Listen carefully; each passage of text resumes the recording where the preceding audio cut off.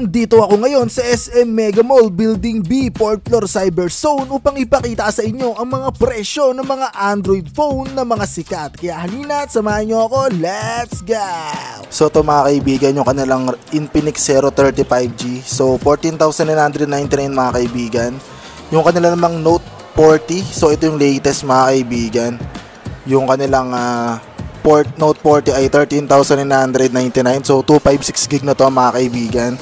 So available pa rin dito yung kanilang Hot 40i, no, 5,999. So napaka-budget lang talaga nito mga kaibigan. So kung meron kayong mga budget na sakto lang, so eto simula sa Hot 40i hanggang dito sa Smart 8 Pro ay napaka-budget friendly lang mga kaibigan. Pero as you can see, yung specs niya mga kaibigan, ayan oh. Ayan yung specs niya mga kaibigan, kitang-kita nyo naman.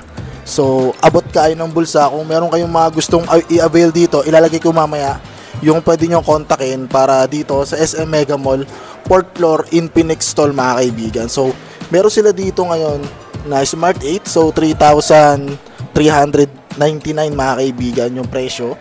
So as you can see, ito ay 6GB and 64. Meron din silang 8GB and 128. At meron din sila dito na Smart 8 Pro, which is yung pinaka-upgraded version, 4,999. Ito naman yung merong 16GB at 128 mga kaibigan.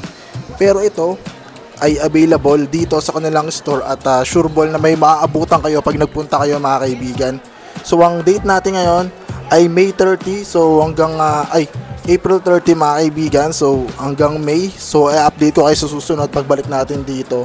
Kung sakaling may mga napili kayo na store or mga cellphone na gugustuhin nyo. So eto siya mga kaibigan. Ito na yung actual picture niya, pero ito yung demo unit lang mga kaibigan.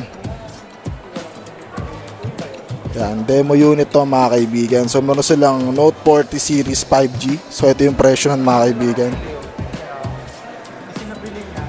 Yan mga kaibigan. Ito naman yung 035G. Yan mga kaibigan yung presyo. Ito ay 4K 60fps na rin. 14,999 lang mga kaibigan. Yan. Ito naman yung demo unit ng Note 30. So medyo malaki na rin mga kaibigan. 5G na rin siya. So ito yung presyo. So ito yung mga kaibigan yung store nila.